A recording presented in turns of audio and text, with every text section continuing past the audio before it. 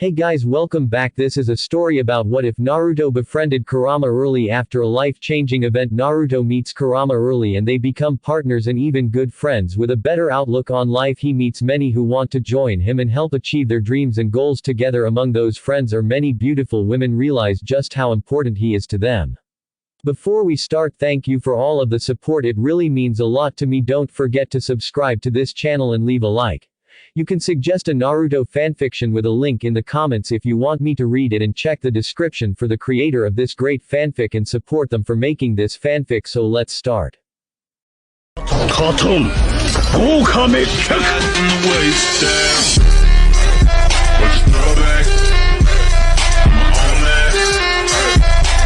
Warning. This story will contain mature language, sexual themes, and graphic depictions of violence and gore. Disclaimer. I do not own Naruto or any of its characters. Chapter 16. The Hunt Part 1. Around the time of Naruto's departure, in an unknown location, it was dark and ominous. In the seemingly endless maze of hallways, a masked shinobi was navigating, his every footstep echoing eerily around him. The man, a recently promoted Junin with training and experience, was proud to admit he feared only few things in his life, and an early and violent death at the hands of an enemy wasn't one of them. However, he would also admit with complete honesty and no shame that he was absolutely terrified of one thing, or, rather, a person. He hadn't decided on that distinction yet. Unfortunately for this almost fearless man, he was walking down this maze of hallways to see this thing-person hybrid with a message scroll in his hand. Yes, Yasuda Joji would freely admit he was scared shitless right now, and thanked Kami he only dealt directly with Orochimaru on a rare few occasions in the time since he was pulled into service to him. Upon arriving at a door that looked the same as all the other doors lining this hallway, Joji knocked on it and waited for a reply.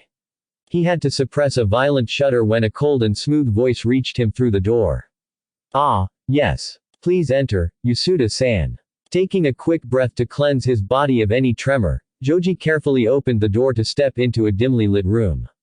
Torches lined the walls, but their light never seemed to reach the center of this large room, as if a presence was repelling the light. In the middle of the almost pitch-black darkness, Joji was able to almost make out an outline of a black high-backed throne with a long-haired man sitting in it. He gulped as a pair of yellow snake-like eyes peered out through a break in the man's curtain of hair toward him. I presume you have something important for me, Yasuda-san, if you needed to interrupt my brief introspection. The same cold and smooth voice from earlier spoke easily, but there was a definite threat behind the words. Joji stiffened his posture and saluted with his right arm over his chest. Yes, Orochimaru-sama. I was handed a message scroll that came via hawk from Konohagakure. The terrified Junin wondered how he managed to speak with a straight face against such a threat. Orochimaru seemed to have made some of the darkness move away as he faded into full visibility on the throne. He had extremely pale skin, and wore a long tan tunic over a long-sleeved black shirt with gray shinobi pants and sandals adorning his legs. A large purple obijime decorated his waist like most of the shinobi in service to him, Joji included. The powerful Sanin's yellow eyes seemed to search Joji's before his pale face stretched into a cold smirk. I see, a message from him certainly takes precedence over my introspection any time, especially when it isn't scheduled. Thank you for quickly bringing this to my attention. He replied smoothly as he held a hand out for Joji to step close enough and hand over the message scroll. Please remain while I read it, Yasuda-san. I may require your service afterward. He ordered just as Joji was hoping to get out of the room as quickly as possible. Instead, he stood still as he watched his master open the scroll and read over it slowly. I see this concerns my old friend en route. Orochimaru commented with faint amusement as he read further down the scroll. At one point, his face formed a hungry-looking expression that made Joji shiver. Finally, he closed the scroll and sat in thought for an agonizingly long moment, before a chilling chuckle escaped his lips. Cuckoo, my spy has relayed some certainly interesting information from Danzo. It seems my idiot of an ex-teammate has taken on another student. The Kyuubi host, in fact.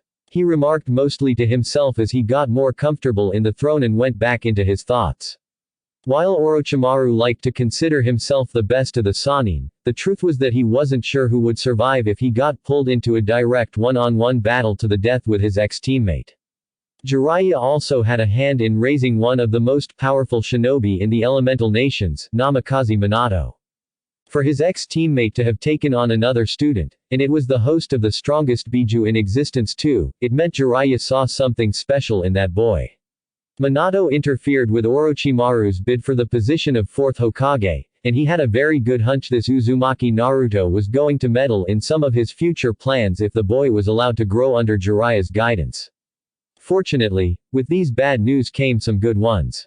Jiraiya took the Kyuubi Jinchuriki away from the safety of Konoha for training over the summer, and it was thanks to Danzo who provided that information.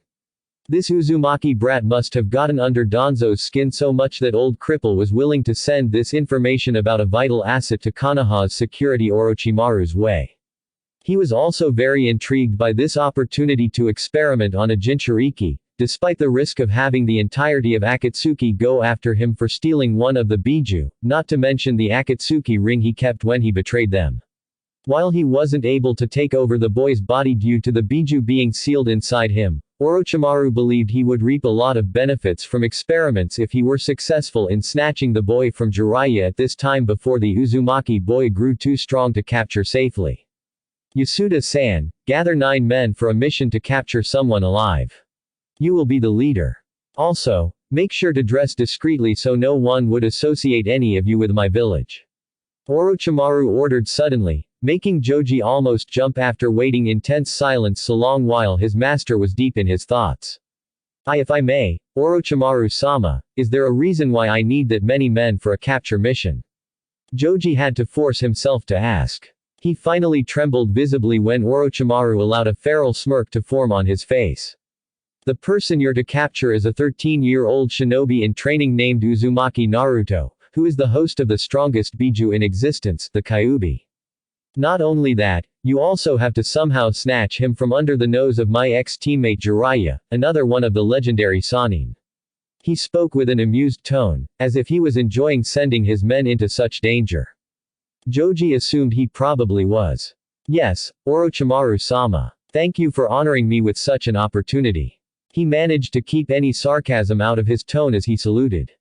Orochimaru seemed to know what Joji was feeling as he showed another feral smirk that almost made the Junin shudder visibly, as if the monster was hoping for a reason to decapitate the feeble man in front of him. Joji felt like he passed a deadly trial when Orochimaru looked almost disappointed as he continued. You will meet with a contact in the village south of here. He's one of my spies who were keeping an eye on Jiraiya's bank accounts. He will be able to provide you with a money trail leading to where he and the Kyuubi host should be. Joji saluted again and turned on his heels to step out of the room, before he was stopped at the door. Here's an additional order, Yasuda-san. Do not underestimate that boy even if you split him off from Jiraiya. In fact, if you do not have the ability to capture him, kill him. He will be a nuisance in the future if he's allowed to remain free. When you return, he had better be with you or dead. Orochimaru added in an unusually serious tone as the darkness seemed to return to the center of the room. And he faded out with only his yellow eyes still visible. Joji nodded silently before closing the door, and began walking down the endless maze of hallways with only one thought. Yep, definitely a thing. Konohagakure 3 days later. Azuki Yugao expelled a nervous sigh as she stood in front of the door to her apartment. As soon as she returned from her long mission, she showered at the Anbu headquarters and debriefed with Dragon and the Hokage in her leader's office. After she was done going over the details of her mission, she was stunned and angry when her bosses informed her of her surrogate sister's betrayal at the hands of 4 shinobi she spent weeks with and even trusted. Just as the purple-haired Anbu was about to crash through a closed window in a straight path to her apartment, the Hokage stopped her to explain further. She was relieved and happy that it was her friend and neighbor, Naruto, that helped Anko deal with the betrayal for the most part, and her little sister was recovering quickly thanks to that. Yugao allowed a warm smile when she remembered the Hokage explaining how Naruto stopped by his office and tried asking to wait on leaving for his training trip so he would at least stick around for Anko until she returned from her mission. It was hard for her to imagine how caring this this young man was about his friends, yet he did it on a regular basis. While Yugao truly loved her boyfriend, Hayate Gecko, she honestly didn't expect him to go that far in making sure she was alright, and she felt a little jealous of Anko for receiving such attention from Naruto. The blonde was a training fanatic, and for him to willingly give up any amount of training time to look after a friend, it spoke a lot about what he thought of Anko. Nevertheless, Yugao was glad Naruto helped her younger surrogate sister out, and, now that she earned at least a week off from missions, she would be able to give Anko her undivided attention. She unlocked the door and opened it to step into her apartment. The first thing she noticed immediately was Anko sitting on one end of the living room couch with her legs drawn tightly up to her chest. Her hair was down and somewhat of a mess, and her eyes were puffy and bloodshot from an apparent lack of sleep. "Anko-chan," Yugao called out carefully as she gingerly stepped over to the couch and sat down next to her surrogate sister. Anko jolted when she felt the couch shift under Yugao's weight and seemed to have finally noticed her older sister was right next to her now. "Oh, welcome back, Yugao-ne. I hope your mission went well," she said tiredly as her bleary eyes seemed to try to focus on the other woman's frowning face. "You can't be missing Naruto-kun that much. It's only been a few days," Yugao remarked incredulously as she checked out Anko's weary expression. Anko looked affronted at the suggestion she was that pathetic, and shook her head. "No, it's because I've been having nightmares." "Oh no, please don't tell me they had something to do with your curse mark," Yugao whispered with dread gripping her insides. She didn't want to watch Anko relapse back into those horrible nightmares that kept both of them up many nights. "No, but I think these new nightmares are worse in some ways." Yugao sighed in slight relief and reached over to pull Anko into a tight embrace. "I really missed you, Anko-chan. I heard about your last mission and I'm forever grateful to Naruto-kun for doing his best to help you out after what happened. I'm just sorry I didn't get back soon enough before he left. I have a lot of free time now, though, so would you like to talk about it?" She whispered gently as she began raking a hand through Anko's hair, making her relax. After a long moment of silence between the two women, Anko let out a heavy sigh into Yugao's chest and began speaking softly. "They were pretty simple dreams, but I just don't like the implications. In the beginning, I was immobile on the ground and dying slowly because a snake had its fangs sunk into my neck, right where my curse mark used to be. Then I see Naruto appear over me and he slowly but surely removed the snake from my neck and ripped it into pieces. He stepped back and smiled as he told me it was okay and that I should get up. When I tried to get up, I noticed a pair of giant yellow snake eyes appear in this shadow behind him and I knew right away these eyes belonged to that snake bastard." Anko growled out lowly at the mention of Orochimaru. Yugao hugged her tighter in response. She also noted, with a small smile, that Anko used that blonde's name a lot in private lately. It meant she hadn't thought of Naruto as a kid in a while and was only using Gaki to annoy him. "I tried to warn Naruto, but nothing came out of my mouth." Meanwhile, everything around us turned dark and countless snakes appeared out of nowhere around him. They bit onto him everywhere on his body. He screamed in pain and anger as he struggled to get them off as they slowly pulled him into the shadows toward where the yellow eyes were. I was still unable to move or speak, so I watched helplessly as he tried his best to fight them off. I heard that bastards chuckling as Naruto disappeared into the shadows under that mass of snakes before I could do anything, and I woke up at that point. Anko finished as she looked up at Yugao's face, a small hint of nervousness in her eyes. "And the worst part of all of this is that Naruto is far away right now, so I can't even check to see if he was really alright. Anko-chan, I'm sure nothing's going to happen to Naruto-kun," the Anbu assured softly after a brief moment of silence between them. Anko snorted with a sardonic smirk. "I keep telling myself that, but I've been having the same nightmare every night since he's left. I'm tired of this bullshit and I just want to somehow hear he's still okay. I'm sure we'll know if something happened. Until then, just keep thinking he's doing great and dealing with Jiraiya-sama's antics." Yugao replied with a chuckle. Anko smiled gratefully and hugged her older sister tighter. "I'm glad you're back, Yugao-ne. You know, with all that worrying, you're acting like a housewife awaiting her husband's return. Is there something you'd like to tell me, Anko-chan?" Yugao teased as Anko blushed lightly at the insinuation. To the ANBU's surprise, the younger woman didn't quickly deny anything like usual. "Don't ask me. I don't even know what the hell I'm doing around him half the times," she admitted quietly. A large clearing just outside of Land of Iron 1.5 weeks later. Oi. You sure you don't have your resistance seal turned on, Gaki? Jiraiya taunted as he easily blocked a spinning overhead kick from his godson, Uzumaki Naruto. He then grabbed the ankle and twisted it to spin the boy once before slamming him onto the ground hard enough to crater it slightly. Naruto growled as he quickly shook off the shock and struck out with his other foot at Jiraiya's handhold on him. This made his godfather release him, and he rolled backward into another ready stance. Like that'd make it easier to fight a man who's 1.5 feet taller with a 70-kilogram advantage. The boy, who is currently 5 feet and 2 inches tall and weighed 45 kilograms, grumbled as he feinted to his right before hopping left to avoid a right smash that sunk half a foot into the ground. Life's not fair, Gaki. Just be glad you're not fighting someone like the missing Nin Hoshigaki Kisame. He's bigger than me and just about as strong too. Jiraiya casually commented as he ripped his arm out of the ground to swing it horizontally at Naruto, who barely ducked it by an inch. As the arm swung overhead, he reached up with both hands to latch onto the forearm and jumped along with the momentum. When the arm suddenly came to stop at the end of its swing, he used his inertia to swing under and up over it, as if he was using a gymnastic bar, with both of his feet out. They were aimed straight for Jiraiya's surprised face.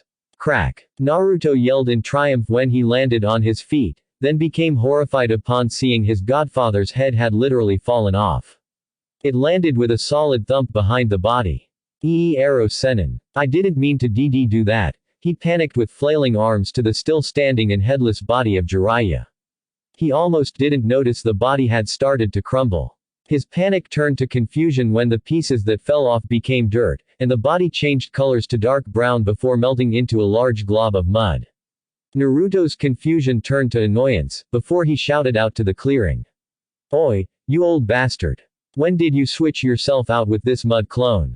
Just be grateful I didn't use the stone version, or else you'd have 2 broken ankles right now, Gaki. Nice work with your style, by the way. I wouldn't have seen that coming even if I was the one still fighting you. Jiraiya commented from his hidden perch up in a nearby tree.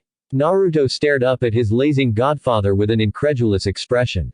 You mean to tell me that I busted my ass fighting this thing for the past hour instead of the real you? Mud or stone clones are generally the closest to the user in terms of strength and power. So if you did manage to knock the clone's block off like that, then you might actually have had a chance at landing a glancing blow on me, Gaki. Jiraiya admitted. Naruto beamed at this begrudging praise as the older man continued. Let's pack up. That was our last spar until we're done in the land of iron. It's getting a bit chilly too, so we'll need to get out our cold weather stuff. He advised as he hopped down to the ground and walked to a nearby campsite.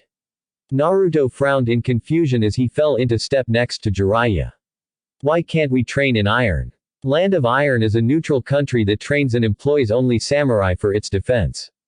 The country tolerates the presence of shinobi as long as we're not caught using any form of chakra. No chakra means we're not going to get any training going beyond just physical stuff. I'm not even sure they'll let me into the mountains with you since I'm a registered shinobi, due to security reasons. That's why we'll have to go directly to the country's leader and ask for permission after we've done picking up your new sabers. Jiraiya explained as he unsealed a winter cloak along with a pair of heavy-duty jikatabi to replace his wooden geta. Naruto followed suit with a cloak of his own and a pair of black combat boots. After changing, the 2 men were cloaked and on their way. About time we're going into iron. I can't believe it took so much time to get here, no thanks to you. Naruto grumbled in annoyance. Oi, I can't help it if a beautiful woman deemed me unfit to earn her attention. Jiraiya quickly defended. You normally recover instantly from horrific beatings at the hands of multiple angry women on many occasions. However, you just admitted this one little woman beat you up so badly in that last village that you weren't able to move an inch out of the hospital bed for days afterward. I waited at the hotel room for a full day wondering if you had died face down in an alley somewhere with your pants down around your ankles, before I decided to check the local hospital. Naruto pointed out with clear suspicion in his voice as to the validity of his godfather's story. Jiraiya just chuckled merrily in reply, although he was irritated inside that his godson had so little faith in his ability to die with some dignity. Oh, believe me, Gaki, there's nothing little about that gorgeous woman. It sounds like you know her. Yeah, I do. I'll explain another time, though. Border security's coming up. Jiraiya deflected to another subject as he pointed at a pair of samurai guards next to a guardhouse in the distance. As he watched his godson observe the heavily armored soldiers with curiosity, he remembered that incident with a sweat drop. I didn't think I would accidentally come across Tsunade Hime in that place. It also figures she would react poorly to the news that Sarutobi-sensei believed she had enough time to grieve and he would be recalling her sooner rather than later to help with Konoha's medical program once again. She even threatened that she'd get herself back into shape for whoever would come after her next, right after she took her sweet time beating the holy hell out of me. He let out a dejected sigh with a shake of his head while Naruto's eyes continued to sparkle at such interesting-looking armors. I pity the poor fool that has to bring her the summons. And something tells me I'll be the one who's sent out for that, too. Back in Konoha at around the same time the bell above the door to Yamanaka Flowers chimed, informing Ino, who was minding the counter, that someone entered the store. She glanced up to see her friend, Hyuga Hinata, at the door. To most people, she was displaying a kind smile like usual, but Ino knew it was subdued. She wondered to herself if the smile she returned to Hinata looked the same way. It's been a while, Hinata-chan. Anything I can help you with? She offered as she moved around the counter to stand face to face with her friend. I was wondering if you had a few minutes. I wanted to see how you've been doing since the summer break began, and I'm sorry I didn't come by earlier. Hinata offered an apologetic smile. It's okay. I heard you've been hanging out with this Anko woman lately. Sort of like a little, I miss Naruto, club, right? Ino teased with a grin. Hinata blushed. I was hoping to get to know her more, and I have to admit some of my old perceptions of her were incorrect. Sometimes she would do or say whatever she wanted without thinking of others, but I can see why Naruto-kun trusts her implicitly. She admitted softly while poking her two index fingers together. Ino smiled warmly before letting out a sigh. I miss him too, so I guess you can consider me a member of that little club as well. I had no idea how much it would change everything around us without someone like Naruto to liven things up. I guess it's because I started noticing how much he impacted our lives lately. She admitted as she leaned back on the counter, and Hinata nodded softly. If you'd like, I think Anko-chan would be okay with you coming along on one of our outings in the near future. Really? If you think that's okay, I'd like to meet this person that Naruto considers as important to him as you are.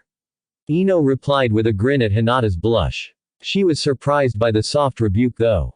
You seem to think you're less important to him than the both of us. I feel that couldn't be any further from the truth, Ino-chan.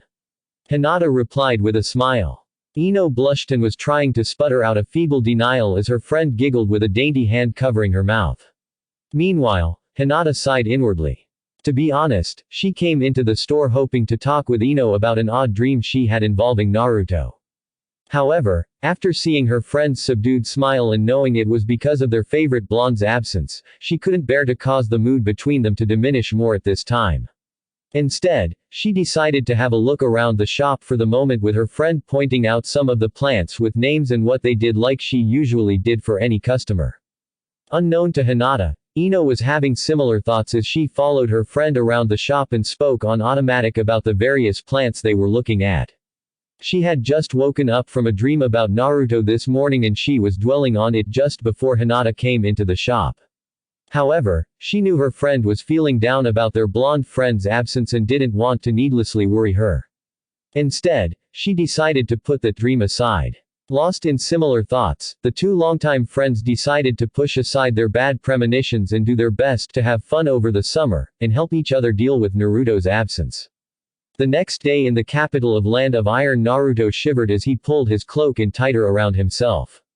He was walking down a busy street with Jiraiya in the middle of a heavy snowstorm and had to once again shake his head free of the snow accumulating in his hair. My first experience with snow, and I hate it already. He grumbled as he shook his head again.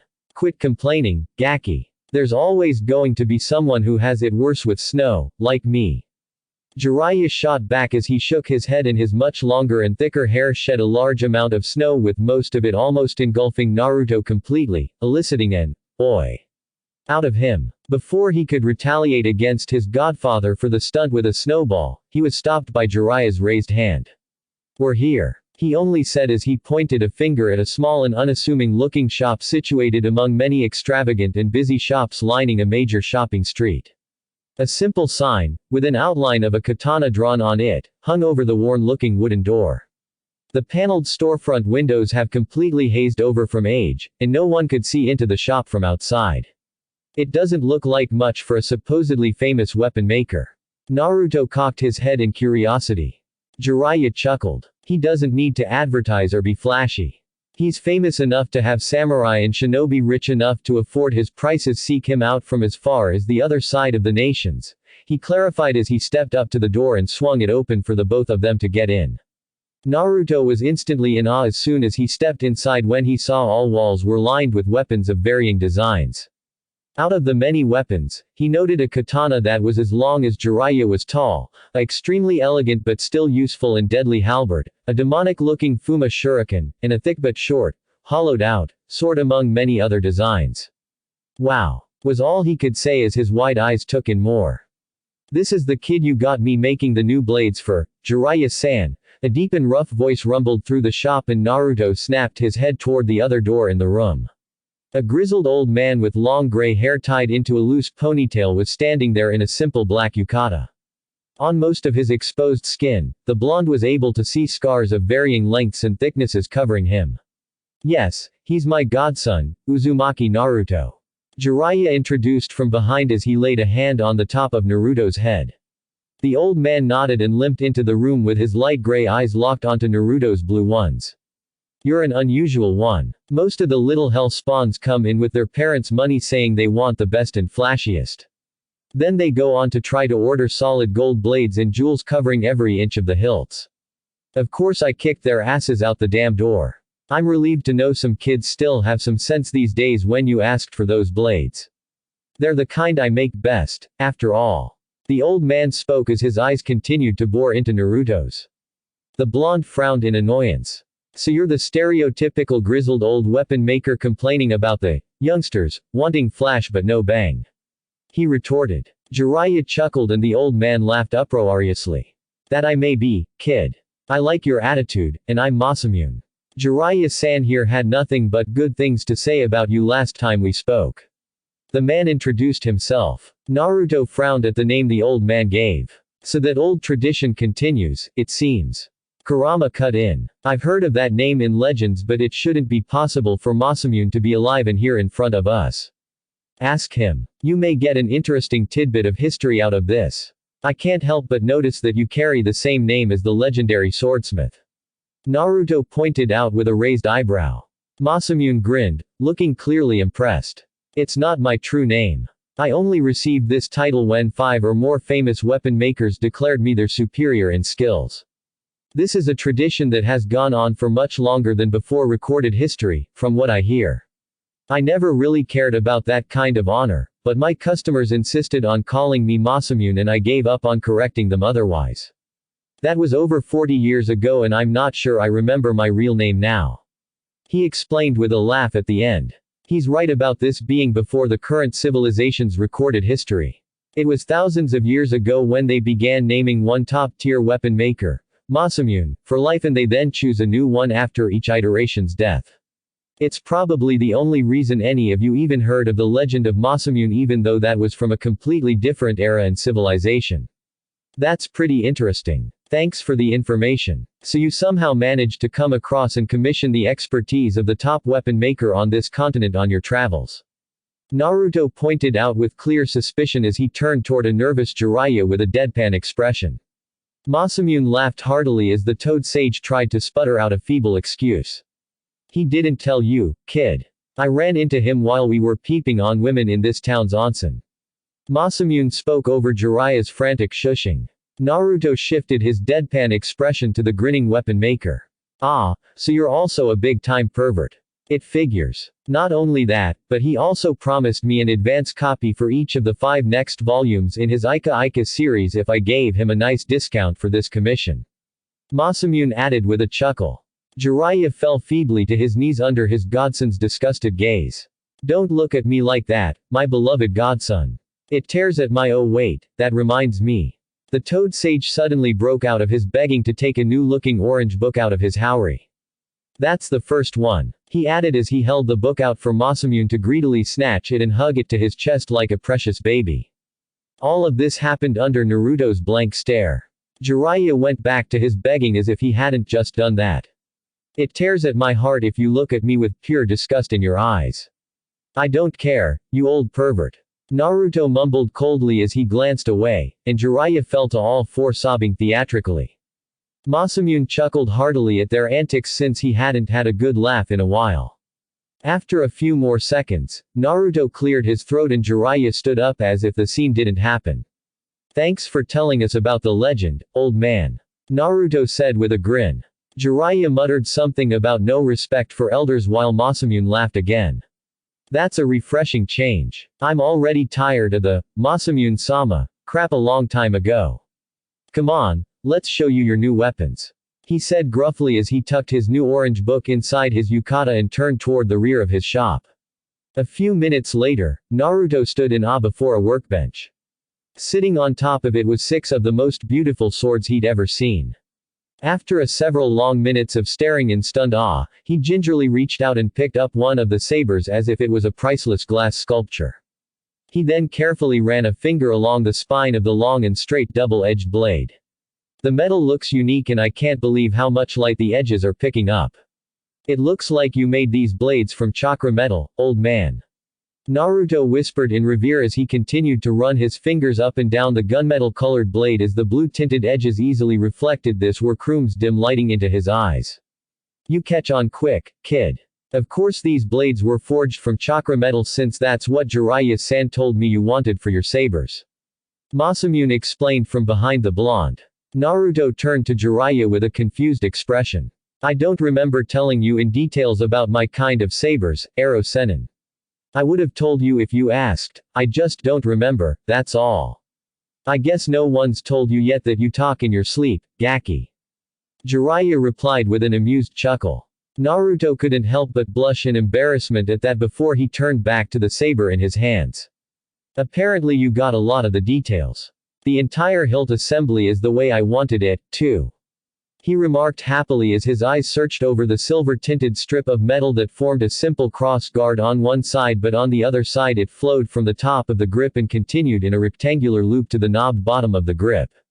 This resulted in a simple but effective hand guard for his fingers' protection. The grip itself was tightly wrapped with dark maroon cloth for comfort. You can channel chakra into the blade even with the grip wrapped like that, because that's a special chakra-conducting cloth. The same stuff they use to make gloves for shinobi and samurai. The hand guard is made from a special kind of alloy metal that's so dense you could have a 2-ton boulder fall on it and it wouldn't deform 1 single millimeter. Masamune pointed out and Naruto grinned. So I could punch someone in the face using this like a set of brass knuckles if he got in close. He remarked as he gripped the saber and held it straight up in front of his face. Yup, it's an instant good night's sleep for the poor bastard. Naruto brought the saber down slowly in a downward swing and he listened to the blade making sweet music as it cut through the air as if it was tangible itself. This is amazing, old man. This is beyond my wildest imagination. And Masamune-sama hasn't even gotten to the best part yet. Jiraiya cut in with a grin. Take a close look at where the blade meets the guard. Masamune added with a grin of his own. Naruto cocked an eyebrow before bringing the saber in his hand close to his eyes. He only took a second before his eyes found 3 small seals etched into the blade at the base, and they widened in surprise. They were easy for anyone to miss unless pointed out. Metal strengthening, chakra flow regulation, and, what's this? Naruto queried as his wide eyes narrowed on the last seal. Rust resistance. These seals are how these thin blades of yours will remain effective and durable for a long time to come. Jiraiya chimed in helpfully. Jiraiya-san here came by here a few months ago when I finished forging the blades so he would etch the seals into them. As much as I hate to admit the possibility of any of my blades falling into disrepair too early, these seals really solved that problem with the sabers. These are more durable than most blades in the entire elemental nations now. Masamune explained with a proud smile. Wow, Naruto breathed out as he absent-mindedly took a few more test swings through the air, generating more melodious music to his ears. They're a bit long for me right now, but the wheat's great and I'll grow into them soon enough, he remarked as he traced a slow pattern through the air with the saber to get a feel for it. The old weapon maker cleared his throat. There's one more thing I need to show you, Masamune announced as he limped closer to the blonde. Naruto shared a confused frown with Jiraiya, who shrugged. He didn't know about this too. Give that knob a twist, the old weapon maker ordered as he pointed at the knob bottom of the grip. Naruto slowly gripped the knob with his thumb and index finger, then gave it a twist. He was surprised to feel it begin to unscrew. He continued unscrewing it until a dense rod of chakra metal suddenly slid out of the grip and fell into his hand. He held it up in front of his face to examine it. Slowly his and Jiraiya's eyes widened at the implication. At first, I thought I would have to hollow out the grip and fortify it with a rod of densely pounded iron to help brace each saber against heavy strikes. It's not the blade that has to absorb most of the strikes, but the grip in your hand after all. However, I had an idea about using a rod of untreated chakra metal, which is just about as dense, as another layer inside the grip for bracing and also to help your chakra flow better throughout the sword. I hollowed out just enough space in the grip to safely slip that rod in along with a piece of paper when it's wrapped around it. Considering I know you two like to fiddle with seals, you can wrap a seal paper around the rod and slide it back into the grip carefully. It'll connect to the chakra blade from inside and any effect from whatever seal you put in will work on the entire saber. The other 5 sabers on that bench have the same thing. Masamune explained nonchalantly as he revealed this amazing feature to the 2 gobsmacked men. Even Kurama was awestruck. I would never have thought of that. Do you realize what this means? My dad's Hiraishin. Naruto breathed out, not just in response to Kurama, but also to supply that idea to Jiraiya. The Toad Sage jolted in surprise at the mention of that fabled technique and realized it would get even more deadly with these sabers. Gaki, if this works, this is going to make you the most feared shinobi in the nations. He exclaimed agape, before frowning as he remembered something. I just noticed now. You should be more careful revealing your connection to Minato around people you just met. Naruto just shrugged as he carefully slid the rod back into the grip and twisted the knob back in. You only call me your godson in front of people that already know the connection, so I figured the old man's safe. I suppose that's true. Jiraiya sighed before turning to Masamune. You know you've just created what's possibly the world's deadliest batch of swords. Are you sure you can live with that knowledge, Masamune-sama? The old weapon maker grinned toothily as he looked across at the blonde lovingly examining the sabers. Considering the kid seems to respect these swords already, I feel they're in good hands. They'll only be deadly to enemies that truly deserved it. Thanks for your vote of confidence, old man. I'm going to be a shinobi, but I'll still make sure innocent people get the protection and justice they deserve. Naruto assured as he carefully laid the saber currently in his hand next to its 5 siblings and spent the next few minutes handling and checking all of them with a reverent expression. Finally, he straightened up and turned to the old weapon maker.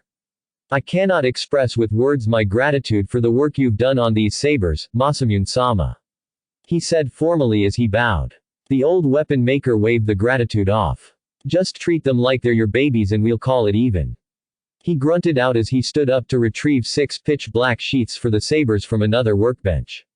Naruto frowned as he realized something. I don't have anything to secure these sabers to my body. Looks like I'll have to seal them away until we find something suitable. Wouldn't matter for now anyway. The samurai wouldn't like you having these on display until we're out of iron. Jiraiya reminded with a bored shrug. That's too bad. I can't wait to try them out. Naruto exclaimed excitedly as he took an empty storage scroll out of his orange jacket. A few minutes later, the 2 travelers said their goodbyes to Masamune as they left the store. Now what? Naruto queried as he scowled at dealing with the heavily falling snow once again. Now we go see Mifune for permission to enter the mountains. Here's hoping that goes well. Jiraiya commented as the pair walked down the main street of the capital toward a government building in the distance with the 3 Wolves Mountains looming large behind it. Central Military Command. 30 minutes later, you have my permission to travel into the mountains, Uzumaki Naruto. However, I'm afraid I can't allow you to go with him, Jiraiya-san. A man in a dark purple kimono, with long gray hair wrapped in bandage at the top, a long goatee, and a mustache declared firmly from behind his desk in a large moderately decorated office. Jiraiya scowled at the stoic Mifune while Naruto silently watched the proceeding. You're telling me to let the Gaki go out there by himself in this kind of weather, Mifune-sama. This country keeps the neutrality it's famous for because we've made laws here ironclad. We cannot allow registered shinobi to travel into the wilderness for their personal agendas. This is for our sake because if we allowed someone even as trustworthy as you and word of this reached other shinobi, we would have to let all of them in too. Just one of them is all it would take to undermine our security. I am already willing to compromise by allowing Uzumaki Naruto, who is apparently only months away from registering as a shinobi himself, into those mountains. Mifune said firmly again, clearly not willing to budge on his position. Jiraiya let out a frustrated sigh and was about to drag this out when he was interrupted by Naruto. Oi, Ero Sennin, let me go. You know I can handle myself out there, especially with her help. Gaki, I don't like this. Anything could happen, and I'd be unable to do anything about it stuck here in this town. Jiraiya grumbled with his scowl directed toward Mifune's stoic face. She told me it'd take a day to get there, most likely a few days to gather it all, then another day to get back here. If I'm not back by the 5th or 6th day you can have someone sent out to look for me if it'll make you feel better. Naruto replied with a determined expression. Please. I need this. He added. That was enough for Jiraiya as he sighed in resignation. Fine, you go up there, Gaki. However, I need one more compromise from you, Mifune-sama. He turned toward the samurai commander. What would that be? Mifune queried with a curious eyebrow. Let the Gaki here use his chakra however he needs to make his trip into the mountains easier. He's still not, as you have said yourself, a registered shinobi yet and I don't remember any law here not allowing chakra usage by non-shinobi. Jiraiya made his case. Mifune narrowed his eyes for a moment before sighing. You are correct, Jiraiya-san. There is no law against Uzumaki Naruto using his chakra, so I will allow that as well. Jiraiya clutched a fist in triumph as Naruto inclined his head toward Mifune gratefully. The next morning on the outskirt of the capital, good luck and be careful, Gaki. Don't push yourself too hard in that den, and just take your time, okay? Jiraiya advised as he stood in front of Naruto in the middle of heavy snowfall. The capital was behind them with endless terrain full of snow and trees ahead of them. The blonde was checking his clothes and equipment.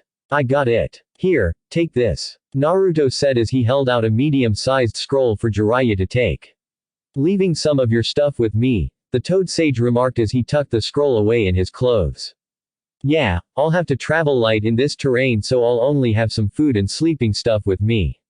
I'm also leaving most of my weapons, including the sabers, with you as well. A holster full of kunai and shuriken should be enough for anything out there.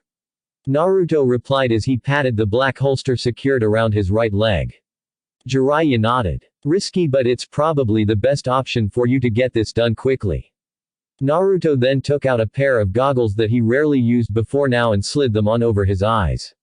He was glad he kept them around for occasions like this since they were going to be immensely useful in protecting his eyesight against the heavy snowfall and winds. Now all ready, Naruto and Jiraiya glanced at each other for a moment before nodding their silent goodbyes. The blonde then walked off toward the Three Wolves Mountains. Jiraiya watched his godson disappear slowly into the haze of the snowstorm, but was puzzled when Naruto stopped just as he was about to fade out completely. He turned around and shouted back to his godfather. Oh yeah. Before I forget, don't bother searching through that scroll for my Gama-chan. I still got all of my money with me, you cheap old bastard. Jiraiya face faulted into the deep snow. Damn it, you distrustful brat. Get the hell out of here before I come over there and kick your ass, he shouted back as soon as he got back up, spitting out the snow in his mouth. He had to chuckle as he watched Naruto continue walking but now nonchalantly flipping a bird over his shoulder as he disappeared into the white haze. That little bastard. How did he know I was going to do that anyway? He muttered to himself before turning and walked back into the capital to do nothing but wait anxiously for Naruto to come back. A few minutes later had the blonde trudging through the deep snow alone as he looked up at the imposing Three Wolves Mountains in awe. It's just you and me, Kurama. Now where do I go? I know you're smart and wouldn't have made your den in that obvious landmark so close to a human settlement. Naruto thought to his tenant, who balked slightly at his compliment. We'll have to go farther into the mountain range north of this landmark. They may look imposing, but the wolves' barks are worse than their bites. Take a look at the tallest peak in that distance. So that's where your den is. In the most treacherous-looking mountain I've ever seen, he thought with deadpan as his eyes made out the extremely jagged and evil-looking outline of the mountain that looked 3 times as tall as the 3 wolves even from this distance. Yes. I also know you're going to love it when I say my den is located near the top. Kurama chirped with fake cheerfulness. She was clearly enjoying feeling the twitching of her host's eyebrow. Damn you, you sadistic fox. I guess I'll have to get started now since I'm the one carrying our asses there. No need for you to get up and do anything. Don't blame me. You can thank your father for this arrangement. Naruto and Kurama continued to bicker as the blonde slowly made his way around the 3 wolves toward the rest of the mountain range. 30 minutes later, Kurama decided to bring their conversation to a halt for the moment. Oi, now that we're far enough from civilization, go ahead and use my chakra. I did say it'd be a full day to get there, but using the shroud should cut the time down by quite a bit. Good idea. Naruto came to a full stop in the middle of a large clearing and concentrated for a moment. He heard sizzling around him as the snow on the ground melted from the red chakra leaking out of his body to cover him. The swirling snowflakes in the air around him began melting from the heat as well. Naruto concentrated even more until 3 tails formed behind him and he felt immensely stronger and faster. He got down to all 4s and disappeared in a blur of speed. The loud sizzling continued as a chakra-shrouded Naruto cut a clean trail through the deep snow like a red-hot knife through butter. To any normal person watching from a distance, he or she would see the pristine white landscape being seemingly sliced open by an invisible beam. Later, it's a good thing we worked to increase the duration the chakra shroud stays on without it hurting me. Naruto commented as he stared skyward at the same mountain Kurama pointed out from 50 kilometers away an hour ago. I'll have to admit, since we don't use that shroud often, I keep forgetting how fast you actually can go. This cut down a lot of time. However, now you'll have to climb up there. The entrance is located 2/3 of the way up to the peak on the north face. Well, I guess this is the part where I'm supposed to get down on my knees and thank you profusely for putting me through hell with the constant ravine climbing. Because of that, I'm pretty sure I can climb this thing with one pinky finger now. Naruto thought sarcastically. I did not sense sarcasm in that statement, so this must mean you truly appreciate me. Kurama exclaimed in a mocking tone before switching to deadpan. Now get your ass up there. A grumbling Naruto took out a pair of heavy-duty gloves to protect his hands from exposure to the cold winds and jagged rocks while climbing, and began to walk around the base of the mountain planning out the best route. Eventually he found a reasonable path leading up to the north face of the ominous-looking mountain and began to climb briskly with ease. 3 hours later. Wow. I can see why you picked this place, Kurama. The view is amazing. Naruto exclaimed aloud as he removed his goggles and rested for a minute on the only safe ledge he came across halfway up to the den's entrance. He looked toward north over the seemingly endless sea of rocky mountains and valleys covered with snow and green forests. An enormous but pristine blue lake sat deep in the middle of all this to complete the view. The clearing clouds overhead allowed beams of sunlight to shine through and caress the land. It was enough to inspire even the most cynical person in the world. It's so pretty I almost forgot this view was mostly man-made. Except for one. What do you mean? No way the humans could do something like this. You forget that I lived through previous civilizations. This landscape was mostly flat only thousands of years ago, and it is impossible for those mountains to have been naturally created in such a short amount of time. That lake was the wet dream of a small rain puddle back then as well. Just how the hell did we create this? Naruto wondered before he got a chill down his spine as he listened to the fox chuckle sardonically. Create. You're mistaken, Naruto. This is merely an accidental side effect of humans in a previous civilization using ultimate doomsday weapons to destroy each other in a massive war that engulfed the entire planet. That's all I will have to say about that particular conflict, since I don't need to risk giving anyone, even you, any idea on what kind of weapons the humans were capable of creating in the past. I'm actually pleased with the current civilization because its progress with technology seemed to have stagnated and fractured somewhat due to the re-emergence of chakra usage in humans and their reliance on it. No matter how destructive a jutsu gets, it won't ever match the raw power the old humans held with their more advanced technologies. I don't need you humans getting back to that point so soon after surviving the last cataclysm event. Naruto gulped at the thought of humans like him having had the power to literally shape the planet. Kurama, for all her power, was capable of changing just a small chunk of the landscape, and only the Jubi of the legends would even come close to matching that kind of power. After spending a few quiet and sober minutes taking in the man-made view with high winds whipping his blonde hair around, he sighed and ended his break by standing up and slipping the goggles back on. Shortly after climbing again rip. A loud tearing sound surprised Naruto as he felt a tug on his right thigh.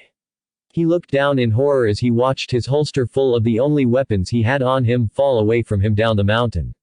It apparently got caught on a jagged piece of the rock face he was currently climbing. He couldn't do anything to save his holster since he was still stuck to the mountain wall and there was only one thing he had to say in this situation. Fuck. Another 3 hours later an arm reached over the edge of a large flat ledge situated 2/3 of the way up the north face of this treacherous mountain. It pulled a body into view onto the ledge. Naruto let out a sharp exhale as he rolled away from the edge with heavy winds and snow lashing at him harshly, making his hair and cloak whip everywhere violently. "Oh Kami, why the hell did you have to pick here of all places, you damn fox," the weary blonde shouted out loud into the roaring winds. Kurama let out a mirthful chuckle in his head. "Your reaction is precisely the reason why I selected this spot.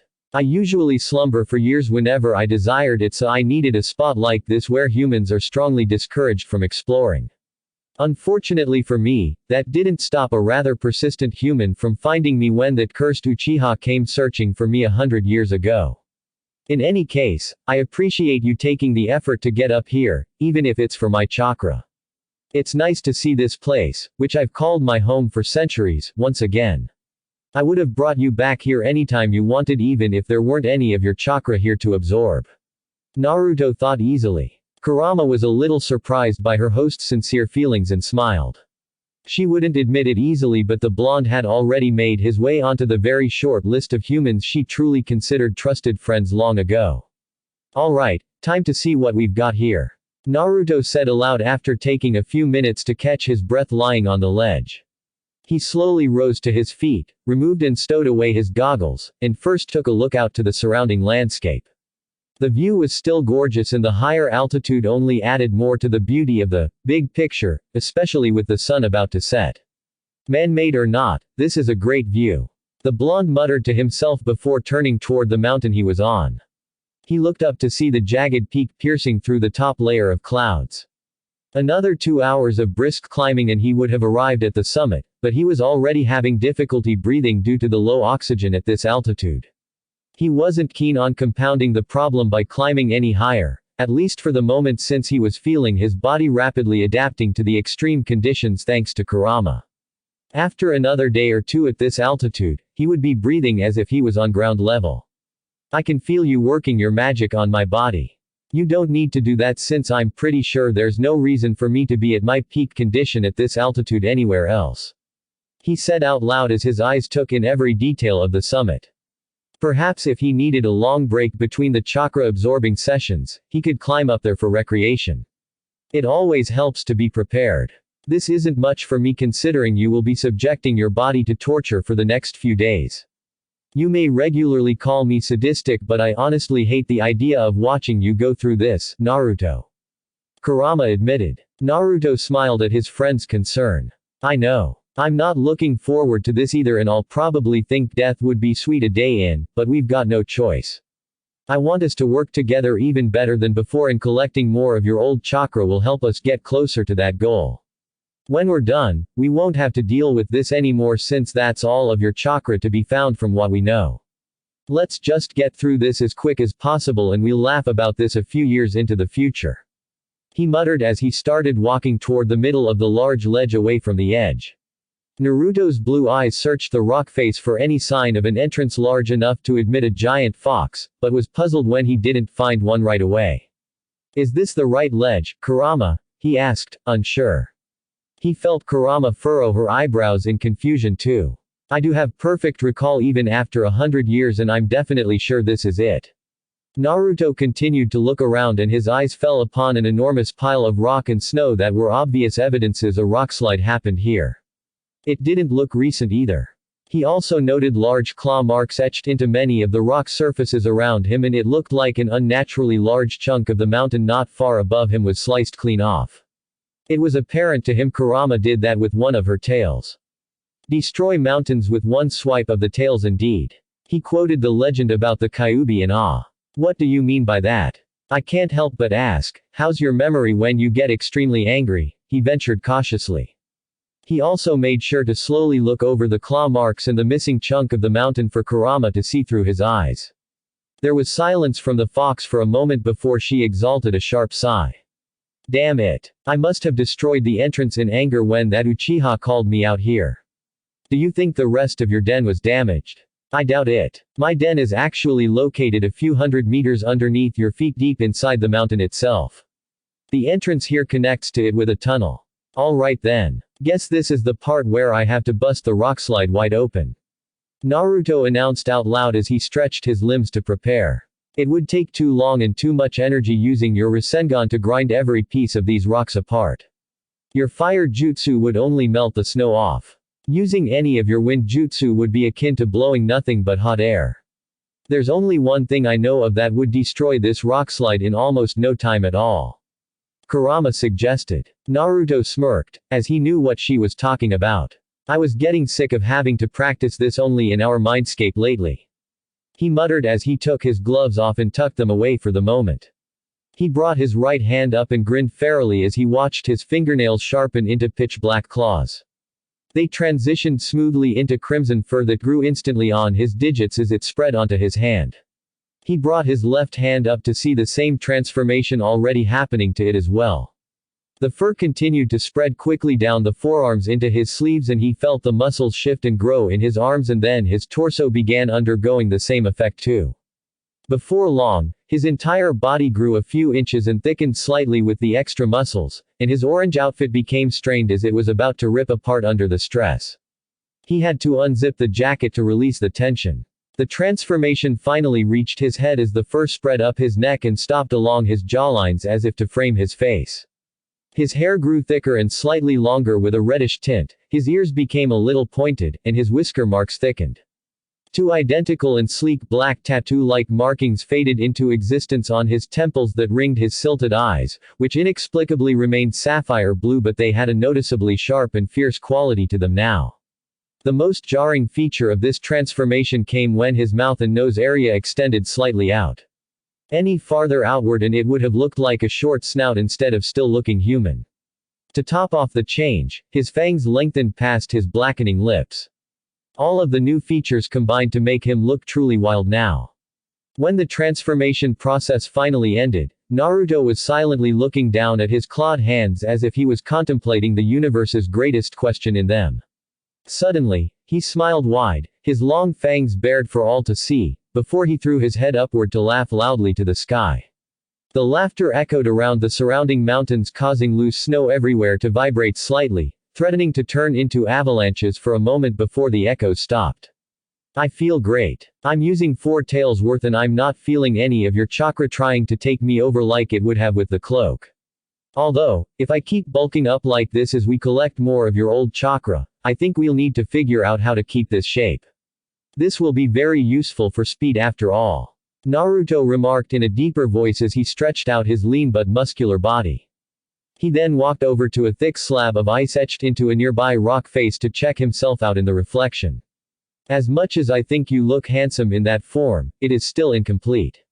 If we had gone over the wall we discussed, you would have fully transformed into a more fox-like form, complete with at least 1 tail and a snout.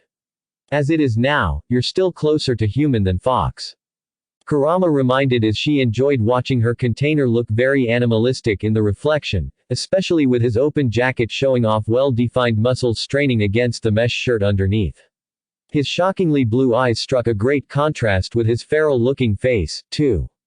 Naruto raised an eyebrow. You're pretty frank with me today, Kurama. I don't think I've ever heard you compliment any of my physical features until now. He observed and felt the fox shrug lazily in his mindscape.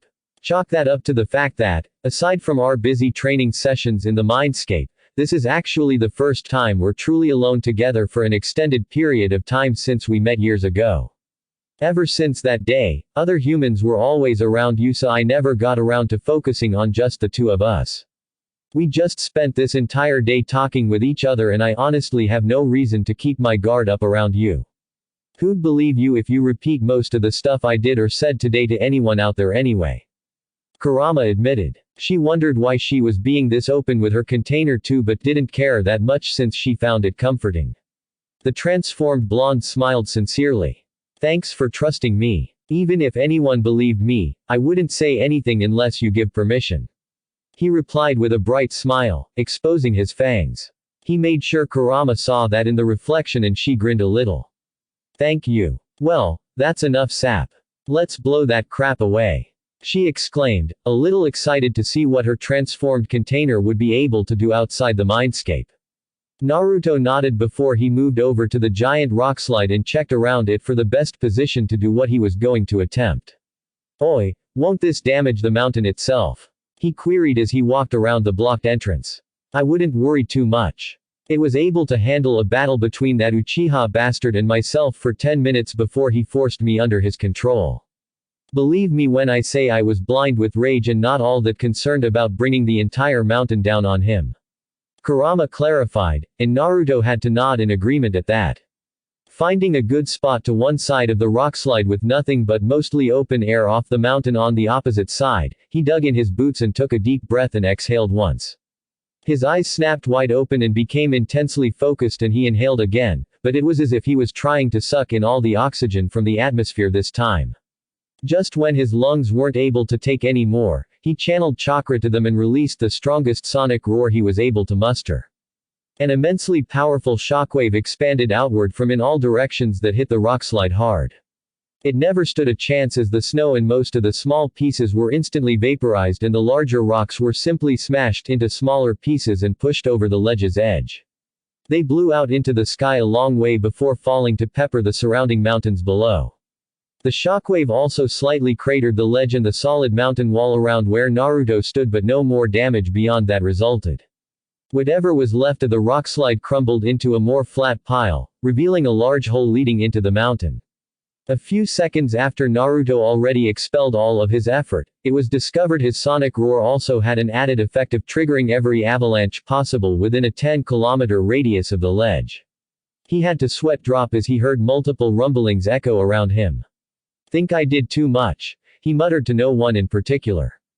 Meanwhile, Kurama was chuckling at what the sonic roar did, since she always did enjoy some mindless destruction once in a while. Naruto turned back to the now uncovered entrance, and he was happy to see there was more than enough room for him to get through. Not wasting any time, he ran inside, and it didn't even take him a minute before he came upon a sudden drop off into a massive hole that went hundreds of meters deep into pitch black darkness below. I'm guessing your den's down there. No duh. You know what to do. Naruto nodded before he crouched down on all four, then crawled over the edge. At this point, he let his instincts take over and allowed his transformed body to move mostly on its own as he jumped, hopped, flipped, and grabbed his way quickly down along the deep hole's various handholds. After a few minutes, he almost fell straight out of the hole when it suddenly ended at the ceiling of an enormous cavern that easily held 5 biju comfortably at the same time. A ray of light shone into the cave from a hole high up on one of the walls, but it was waning due to the sun now setting. Oh wow, this is amazing. I never would have guessed there was a cavern this large inside the mountain. Naruto remarked as he channeled chakra into his hands and feet and started crawling across the ceiling from the hole to find his way down to the floor. I bet most of the mountains in this area have large caverns in them too. That's odd. I wonder what hollowed out the mountains though. It's like they were volcanoes. Naruto whispered the last word in shock as he realized the implication just as he finished effortlessly crawling along the ceiling and down a wall to reach the ground. I see you caught on. I suppose I'll tell you that one of the weapons those insane humans came up with gave them the ability to excite the planet's core and direct the energy at a certain location. One day, a human with a screw loose flipped a switch and, boom. Instant volcanoes exploded out of the ground and wiped out every living thing around here for hundreds of kilometers. After the destruction was done, they all became dormant and went back to normal, leaving behind the man-made mountains you saw outside.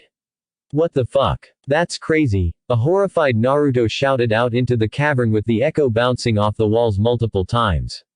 That's humanity for you. They fought over the most ridiculous things too. I don't know exactly what caused the last global destruction, but I wouldn't be surprised if a dispute over a few kilometers of land between two countries triggered it. Why tell me this? Didn't you just say you don't want me to get ideas? I guess I just decided I trust you enough. Kurama finally said after a long moment. Naruto's pleased grin disappeared in annoyance when the fox continued. Plus, there's no way you humans would be able to recreate the technology for many centuries at least, so I figured it's safe to tell you since you die long before then. The blonde just smirked in response and shook his head in exasperation. Putting that aside, your chakra is definitely still around. I can feel it permeating into my skin and there's so much of it in here. It feels like it's at least 20 times the total amount we've collected before now. I actually think this is more than enough to push us over the wall, finally. He remarked excitedly as he walked toward the center of the dark cavern to take in his surrounding. That's a lot more chakra than I expected to have remained here. I dislike the idea of you absorbing all of this even more now. We're here and I'm already in this form that's about to run out any minute. No choice but to get started now. Naruto said determinedly as he raised an arm straight up above his head. Naruto, you should at least rest. Kurama's concerned voice was interrupted by dark blobs of chakra appearing out of thin air almost instantly as Naruto began to fire up his special absorbing technique. Just a few seconds later, the chakra ball spinning into existence above his raised hand already became much larger than anything Naruto had ever handled before. Shit, this is going to hurt like hell. He winced as he decided to stop the absorbing at that point. Red chakra emerged out of his raised arm to engulf the giant ball of dark chakra. He heard an angry growl at that point. You stubborn asshole. As soon as Hinata isn't around, you jump into this thing headfirst without listening to anyone, even me. You're being far too reckless and you know I can't do anything to help you from in here. At least realize for once it's truly just you alone out here with no one else around to watch your back. Funny, you were always up for me jumping into things headfirst and usually ranted about Hinata-chan stepping in to stop me from doing most of these stupid things. Naruto retorted as he watched his body absorb the red chakra, now thick and maroon with the dark chakra mixed in. Almost instantly, twinges of pain spread throughout his body. That's because those things don't involve watching my first real friend in centuries suffering extreme agony like you're about to in a moment. Kurama shot back with distress clear in her voice. Naruto felt a pang of guilt for his rash actions amid the growing pain. I see, I'm sorry. He strained to say as his body began to shake violently with waves of agony. It was all he could do to take out a small scroll with trembling hands and unseal a padded mat for him to roll out over the hard rock floor. He fell onto it thrashing as his agony reached its peak. His blood-curdling scream ripped through the cavern and up the tunnel out into the still mountain air. The next morning Naruto groaned as he came back into full consciousness. He didn't dare to move for now due to the agony he was feeling. He slowly opened his eyes and looked around as much as he was able to without moving his head. The cavern was brighter than he remembered thanks to the growing sunlight from the hole in the wall. Shit. I slept through the night. Naruto murmured as he carefully moved his limbs a little to get used to the soreness. He also finally noticed a disgusting odor assaulting his nose and looked down on the mat he was sleeping on. There was a puddle of vomit next to his head. Huh, that's a new one. I don't remember eating that one too. He observed with a raised eyebrow. He winced when Kurama's voice boomed into his head. Would you please move your gaze away from that disgusting mess? In addition, I don't remember allowing you to vomit in my home. Okay, Naruto said lazily as he slowly rose to his feet and stretched. He frowned as he felt the call of nature. I suppose it's too much for me to do as Kami intended anywhere around here, he queried as he looked around the cavern. There was a long moment of silence from Kurama, and he seriously thought he was going to have to go back up the long tunnel and do it outside. He was surprised when the fox sighed in defeat. Just warn me each time. I'll shut my link off so I won't have to see wherever you do your business. That way, if I ever get out of you and return here for any reason, I won't remember exactly where you shit in my home. Ah, she replied in a disgusted voice. 30 minutes later, Naruto was sitting in front of a campfire created from unsealed pieces of wood and eating his third cup of instant ramen. I don't suppose you have anything else beside ramen. Kurama said in deadpan, already knowing he didn't. Sorry. You may knock them, but ramen cups are great for storing in large bulks. I got 100 of these sealed away in this little scroll. They're perfect for if there are absolutely no other options for food, like here in this dark and empty cavern. Naruto explained while the fox snorted. Plus, it's only for a few days. I'll go back to my regular diet when we get back to civilization. Okay, fine. I'll live with that since I've made your body perfect with all the proper nutrition you've had over the years, and I'm sure a few days of that disgusting slop won't ruin it. Kurama grumbled and Naruto chuckled aloud. Look at us. We're bickering like those old married couples we see in public. Honestly, I'm not sure I see a lot of differences between them and us. The seal did join our souls together for the rest of your life. I suppose you're right. Sorry I don't even remember the wedding ceremony 30 minutes after I was born. Naruto joked easily with a grin. Kurama was surprised by his carefree reply. You don't sound disturbed by that idea. She observed in a nonchalant tone, but she was secretly interested in his view on this. Naruto shrugged lazily. Why would I be? You got your quirks, but you're also awesome. You're smart, you sometimes like to have fun like I do, you helped me out whenever I needed it, and you put me in my place if I deserved it. The list goes on. In fact, from what I've read in books about wives, you have many qualities men look for in an ideal wife if they're willing to look past the fact you could just squash them when you get annoyed. He made his points to Kurama's growing astonishment. Did he really think this way about her? What about the fact that I'm a 100-meter tall demon fox with quite a temper and a penchant for mindless destruction once in a while? Well, I did think you were majestic and a little scary when I first saw you. However, it's been years since, and do looks really matter if we're friends already? As for your temper and other things, I did mention your quirks, but I know I have mine too. For example, I know you don't like my ramen addiction, and it bugs you that I'm still using my sleeping cap even after all those years, to name a few. It's how we're willing to overlook these quirks to work together that made this to be what I think is a good partnership between us. The blonde explained as he finished his current cup.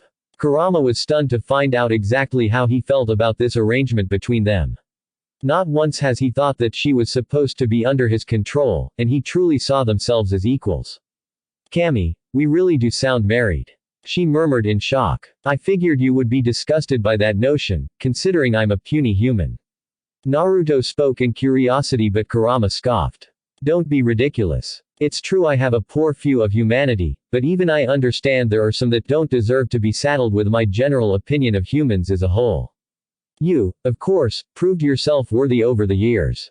I may not have liked the idea of having been sealed into you at first, but I've learned to live with it.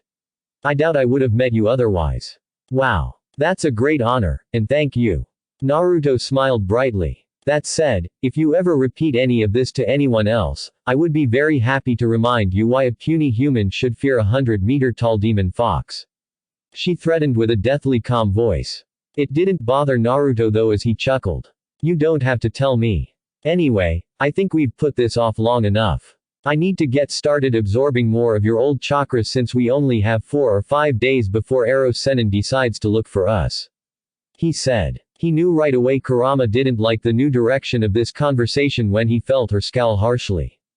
You're willing to go through this again even after last night. Even though you took in a large chunk already, it barely made a dent in the amount of chakra left in this cavern. I shouldn't have told you about this place. She grumbled angrily. There was silence between them for a moment before Naruto sighed. Okay, if this really bothers you, I'll stop. What the hell are you talking about? Anko-chan didn't like it either, and we got into a spat about that. I don't want to push this too far with you either. I honestly don't want to give this up, but if this is really too much for you, we'll stop. This isn't the only option, and we can get stronger other ways. We'll just tell Ero Sennin and the others that there weren't that much left here and it was all I could collect. They won't ever know. Naruto laid it out for his friend. There was dead silence in the cavern as he awaited Kurama's answer. You do that. If you want me to, I will. Kurama knew he was serious since she could feel his thoughts and emotions. For one long second, she was tempted to take him up on that offer and forget about this. However, she also knew she would regret asking him to turn back at this critical moment. She sighed deeply. No, finish the job. I'm sorry I doubted your ability to deal with this. Thank you for believing in me, Kurama. Naruto replied with a smile. You don't have to stick around through these sessions if you don't want to. Just cut the link and check on me once in a while. No. You're going to need my help. I know you will try to do too much in too short an amount of time and it'll be my job to make sure you pace yourself. Alright then. Let's get started. He declared as he stood up and stretched to prepare. Few hours later, why is it wet?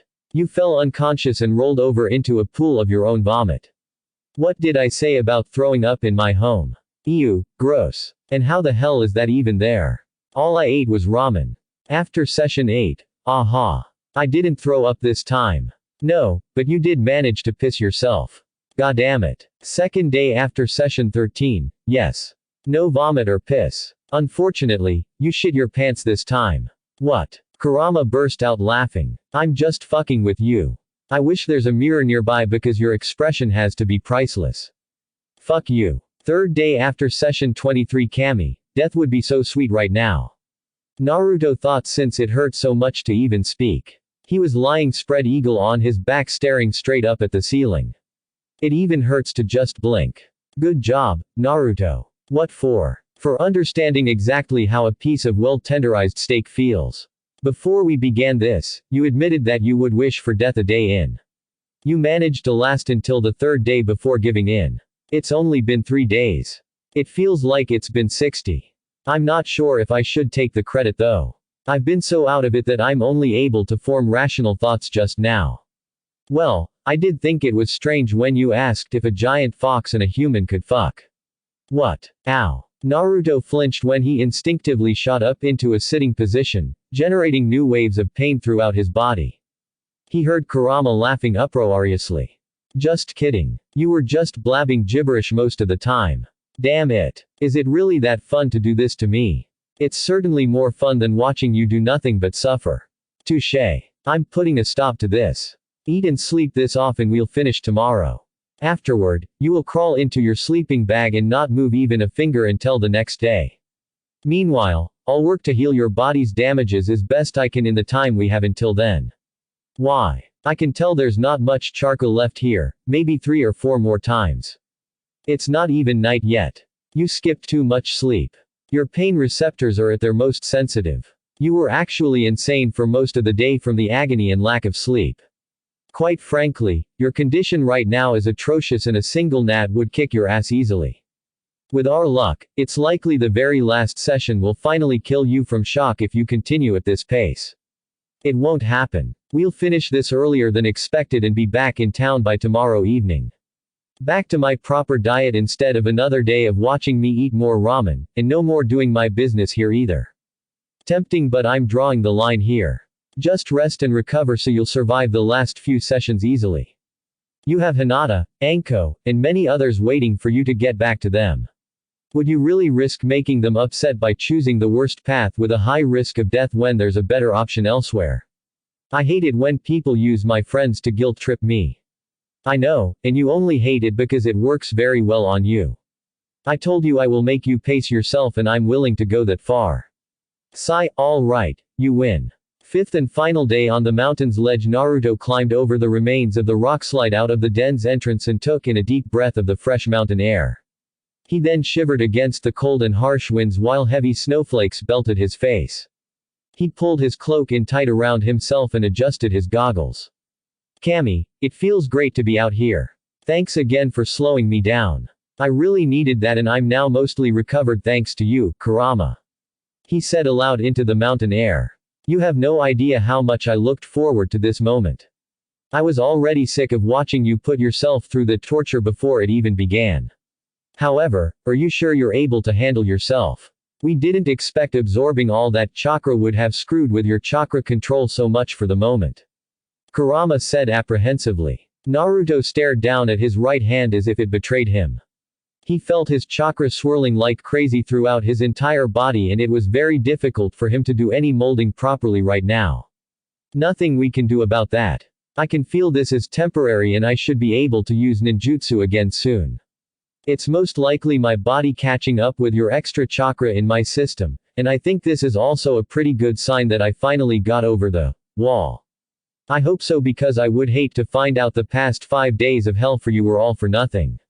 In the meantime, you can only do nature manipulation with your own chakra, and even your control of my chakra is spotty at best.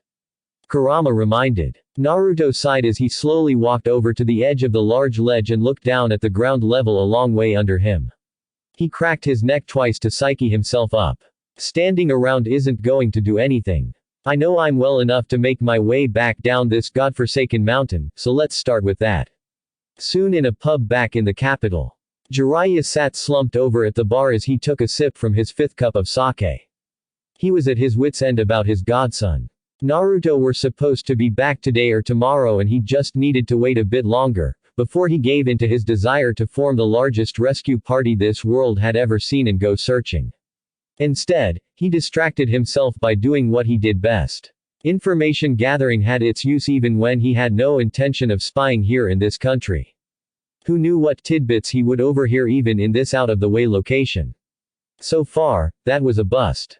No relevant information were forthcoming, and he was about to pay off his tab and return to his hotel room to stare at his next Ika volumes manuscript with absolutely no desire to write anything as long as his godson was out there in the wilderness. Oi, you hear about Hiro? His ears perked up and subtly glanced over his shoulder to see 2 off-duty samurai conversing at a nearby table. He decided he would listen to this one before stopping for the day. I only heard he was spooked about something. Yeah, he was. I thought he was nuts when he said he saw a few ghosts in Kashima Forest along the eastern border during one of his patrols. He said he saw a few white blurs slip between trees, and when he blinked they disappeared. He even took his time to check for any trace everywhere but found nothing. Really? Doesn't seem like a big deal. Could be an effective whiteout with all the snow around here. At this point, ice-cold dread gripped Jiraiya's heart as he quickly shot up off his stool at the bar, paid the bill, and walked briskly out of the pub. He tried to convince himself he was just being paranoid about this, but he didn't survive being a shinobi for so long by ignoring his hunches. 10 minutes later in Mifune's office. I understand your concern, Jiraiya-san. I will prepare to send out several patrols in the direction the young man went when this blizzard lets up. I still cannot allow you into the wilderness, however. Mifune said firmly as he stood up and walked behind his desk chair to look outside through a large window. A heavy blizzard was ongoing, nearly washing out the sight of the 3 wolves in the distance. Jiraiya growled lowly in frustration. I don't have time to wait for the blizzard to die down. From my personal experiences, when you're out on a patrol and you see something unusual, it almost always involves shinobi. At least allow me, another shinobi, to deal with this threat directly. The eastern border is also the closest to where the Gaki said he was going. Jiraiya said urgently as he slammed a palm on the desk. Mifune turned his head from the window and fixed the other man with a piercing glare. You make it sound like this child is valuable to other shinobi. Did you bring this Uzumaki Naruto into my country knowing this might have attracted unnecessary troubles? There may have been 1 or 2 interested parties, but only the Hokage and I knew that we were coming here. Gaki didn't find out until we left our village. If that's the case, then you have nothing to worry about regarding your secrecy, and perhaps you're just letting your imagination run away from you. Mifune suggested cautiously as he returned to his seat in the desk chair. Jiraiya scowled. I don't care. I've got a bad hunch and I intend to follow up on it, no matter what ends up happening. Naruto is important to me and I let him go out there with minimal equipment. I need to be sure he's safe right now, and, frankly, you're preventing me from doing what I need to do. I don't want to wait till tomorrow. I'm marching out there in the next few minutes, with or without your permission. Jiraiya declared calmly as his determined glare battled with Mifune's firm stare. A long moment passed between the 2 men before Mifune broke eye contact and sighed. You leave me no choice. He muttered as he stood up and reached for his sheathed katana propped up against the desk. Jiraiya immediately shifted into a ready pose, watching for any movement. The samurai leader was not to be underestimated. I tried to reason with you but you wouldn't listen. A small battle between us ensued. Mifune spoke calmly as Jiraiya heard a sharp slicing sound then a click, but he didn't even see the katana unsheathe. Half expecting his body to be falling to pieces at any moment, the Toad Sage was surprised when he watched the large desk collapse in two halves instead. Wah! He sputtered out at the confusing change in this situation. You dodged my initial attack. Mifune continued with an amused smirk since he had caught Jiraiya unaware. The Toad Sage scowled, as he knew he wouldn't have dodged anything at that moment. He was going to be more alert next time, but he knew he got away with his body intact this day. Only his pride was damaged but that would be repaired soon enough. You weren't interested in battling me, instead yelling you would save the child yourself, and you escaped into the wilderness. I would make it convincing, if I were you. Mifune added the last sentence in stage whisper. Jiraiya smirked as he finally caught on to what this samurai was implying. I must warn you since I have to uphold the laws here. You will be banned from entering this country for some time for breaking the law, but Uzumaki Naruto will still be allowed in, of course. You have one full day to exit this country before we will search the mountain range to resolve this our way. Mifune said seriously. Jiraiya sent a grateful smile toward the samurai. Thank you, Mifune-sama, for Naruto, it's worth it. You said to make it convincing, he said mischievously before he disappeared in a blur of speed. Mifune was surprised when his katana was knocked out of his usually sure grip and it clattered to the other end of the office. He scowled a little, his own pride wounded. I'm going to save my student, and nothing you do or say is going to stop me. Jiraiya shouted dramatically as he reappeared on top of the desk's remains. Just as Mifune's samurai guards burst into the office with their swords out, the Toad Sage leapt and smashed through the large window, with a thunderous explosion of shattered glass, into the roaring blizzard beyond. He quickly put his white winter cloak on in midair and disappeared instantly as soon as his feet hit the ground several stories down. Roaring winds whipped all of the curtains and paper in the office into frenzy. Mifune let out a dejected sigh as he picked up his katana. Damn it. I forgot about the paperwork. Now it's going to take even longer to do them. He muttered to himself as he secured his katana to his waist. Mifune-sama, are you all right? One of the guards asked frantically as the others ran to look out the open window. I am unharmed. Jiraiya-san was only concerned about the welfare of his student, who may be in danger from unknown elements out in the wilderness. The samurai leader answered calmly. We need to go after him. No, the blizzard is too thick right now. Searching is useless if we're dealing with shinobi in this weather.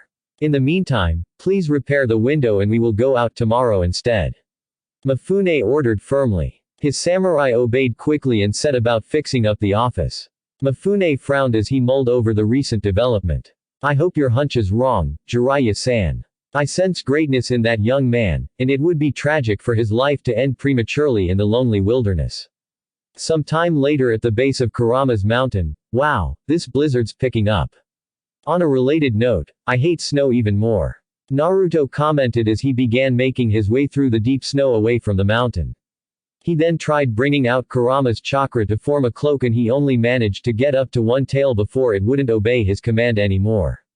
Despite that, the shroud was still corrosive enough to melt the snow around him with a hiss. Guess that'll have to do for now.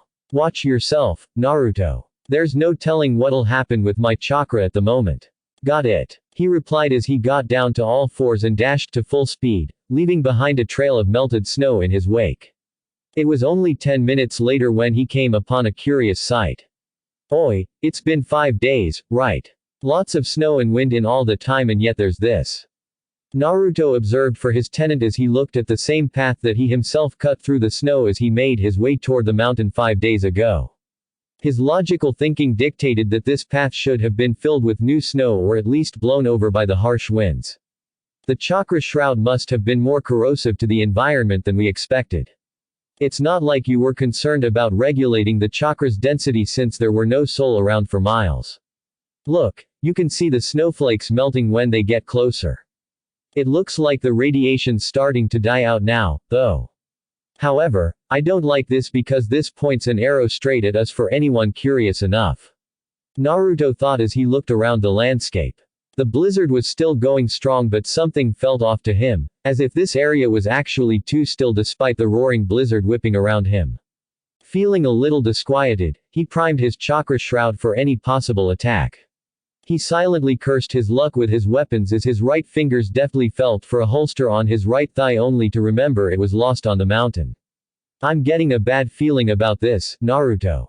You need to hurry and get back to your godfather. You can't handle any major threat with the way you are right now. You're right. Unfortunately, I think something's off already. At that moment, the deep snow surrounding Naruto exploded outward, revealing 10 masked shinobi wearing white cloaks with white outfits underneath. None of them were wearing anything identifying which village they belonged to. They immediately surrounded the briefly surprised Naruto. However, that didn't last long before he recovered his composure and snarled fiercely at the group before him. A nin to his right jumped at him, ready with ninja wire in his hands to tie him up. Naruto calmly held his open right hand out at the airborne nin. A chakra claw shot out and grabbed onto the surprised nin's chest. The blonde cranked up the intensity of the chakra's corrosion and he heard loud hissing just before the nin screamed in extreme agony due to his chest being savagely burned away. He then swung his chakra arm around at the other nin, using the screaming nin as an improvised wrecking ball. They recovered from their surprise at the boy's quick response with enough time to jump out of the way. Naruto tried to make another swing with the chakra arm but it just dissipated on him without warning. He loudly cursed when his shroud followed suit and he was left feeling tired and almost defenseless. The doomed nin dropped to the ground still screaming hoarsely as he clutched at his severely charred chest. He's done for. Someone silence him before the entire country hears him. The rest will go after the target. The apparent leader of the group ordered as they shifted their positions around to surround the blonde again. One of the group quickly moved over to the mortally wounded nin and ended his screaming with one stab of a kunai into his skull. Why are you doing this? Naruto growled out as he desperately tried to bring Kurama's chakra back out, or even to mold anything with his own chakra. Nothing personal, kid. Just orders. Oi, get him. The leader yelled out and a nin from behind Naruto struck with a kunai aimed at disabling one of his arms. Naruto saw this coming and twirled around in order to deflect and grab the stabbing arm with his hands. Using the nin's momentum, he pivoted on his heels and swung the nin like a blunt weapon into another enemy who tried to move in after the initial attack. As a bonus, the kunai accidentally stabbed the second nin in the process, making him yelp in pain. Naruto grinned viciously in triumph as he struggled to keep solid footing in the deep snow. Behind you. Naruto tried to duck, but it was too late. A powerful kick from Joji caught him on his side, fracturing several ribs in the process, and he was sent flying some distance before landing roughly face down in deep snow. He groaned as he tried to ignore the pain from his rib cage and get up, but he was quickly pinned to the ground from behind, his face being grinded harshly into the frozen snow. That little fucker got me in my stomach. Let me kill him, Joji Taiko, the stabbed nin growled out between pained pants. You let that happen to you, moron. Besides, our orders are to capture the kid alive. Go fix your wound somewhere else and cool off, another nin growled harshly. Naruto tried to push himself off the ground even with all the weight on him, but someone above him wouldn't have that as he slammed the blonde's head back down onto the packed snow hard, stunning him momentarily. That's enough out of you. Be a good boy and go to sleep. The leader's voice chided playfully from behind. Naruto struggled valiantly even as he felt a prick in his neck.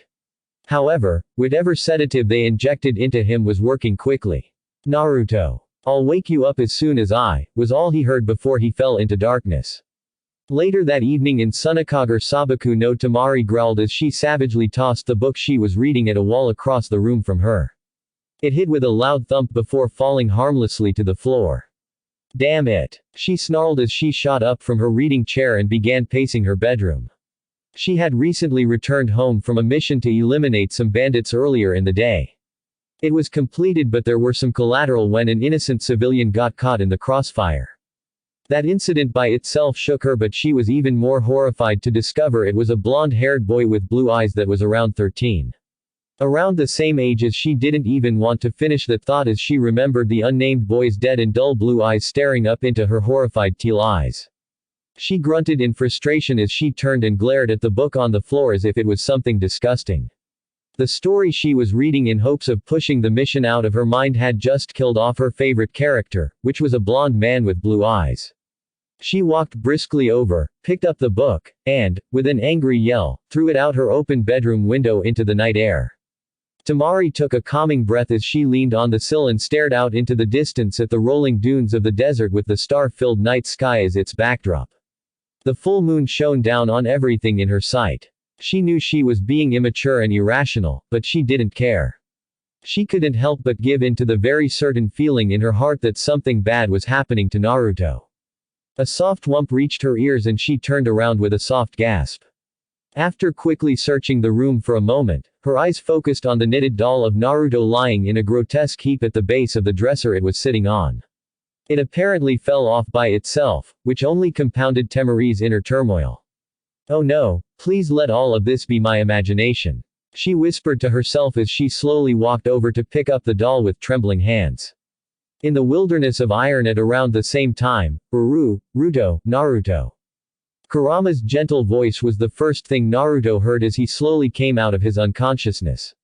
As soon as he remembered what happened, he immediately kept his eyes closed and his breathing even, as if he was still unconscious. Good. Now listen here, your hands are tied and you have one guard sitting to your left watching you in a tent. The other 8 are split into 3 other tents just outside this one.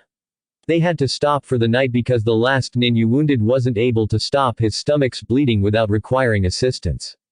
That is the only reason we're still here in iron and close enough for a possible rescue from that old pervert or anyone else.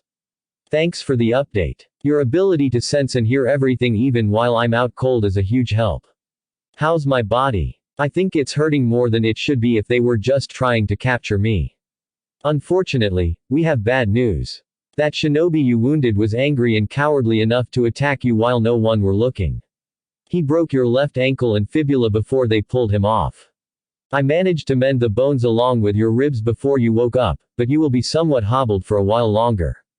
If we get into another flight, please point me toward him. I need to teach him a lesson in how to take it like a man. Naruto thought with a growl. Happy to help, but the important thing is to escape and find help. It's likely that old Toad will be searching for us now, or at least soon enough. They're pretty sure of themselves if they think they only needed to keep only one man around me with just my hands tied. I'm not even feeling a chakra restriction seal on me too, he thought in an insulted tone, but Kurama chuckled smugly. You can thank me for that. When the morons sedated you, they were confident that it would keep you out for 3 days. It only took me several hours to flush the sedative from your system. No one is expecting you to even twitch for days. In addition, you will be immune to further injections. Nice. You're awesome, Kurama. Anything else I need to know? Naruto, it's Orochimaru who sent them after you. I heard them talking about it. Not only that, but someone tipped that hubby Tem off about you leaving the safety of your village for the summer. That means someone in Konoha passed that information on to him. It's the only way for any of this to have happened. Shit. Not even out of the academy yet and we already have the bastard's interest. I'm not sure if I should be proud of that or cursing my luck. We'll worry about the informant in Konoha later, but even if he knew I was leaving Konoha, only Ero Sennin, Hokage Jiji, and I knew we were heading for Land of Iron. How did they follow us here? If we survive, you can tell the Toad a big fat, I told you so. These guys were laughing about how easily they followed his money trail to here, even with a fake name. Oh, that old pervert is never going to live this down. Who the hell would use Tenoshi Otoko, except for him? Every inn clerk from Konoha to here gave us weird looks. He ranted while Kurama chuckled. Anyway, we need a plan to get out of here. Also, the leader might know something more about what's going on, so if we somehow get the drop on him, remind me to take his head back to Ino-chan's dad. He'll be able to scan the brain for any possible clue. Considering I sense his strength to be Junin level, that'll be a miracle with your body the way it is now. In the last few hours, you have restored some minimal chakra control, but I wouldn't put any faith in your jutsu being successfully executed every time. How's my nature manipulation? Naruto asked when he had an idea forming in his head. Passable but just about useless without your ninjutsu. Why? Remember when I had to split a waterfall in half? How well would it work on direct contact with ropes and humans? The ropes will be easily cut. As for humans, the result is predictable and spectacularly messy. Kurama was starting to catch on to what Naruto was planning. How would you lure the guard close enough without alerting him? She added her thought. Naruto grinned inwardly. Remember when I was driving Iruka-sensei up the wall the entire day a couple months ago? Kurama did remember and grinned toothily. A few minutes later, a bored guard named Maro was doing his best to suppress a yawn. He honestly didn't see the point of watching over the sleeping boy lying on the floor in front of him. That sedative was enough to render anyone as close to death as it was possible for days. He thought it had more to do with his comrade attacking the defenseless boy a while ago and he was just there to prevent another incident like that. Akio was always a bit crazy but he really went off the deep end this time with that stomach wound. The captain, Joji, had to beat him into submission to finally make him give up on going after the boy. Maro shivered at the thought of the target dying during transport back to Otogakure since Orochimaru would have made his displeasure known. A long and sharp hissing sound snapped him out of his thoughts. He stiffened as he shifted his gaze all over the tent looking for any visible threat. Another hiss made his eyes widen in alarm. He looked carefully at the boy sleeping in front of him and didn't notice anything off about him, so something else had to be causing that noise.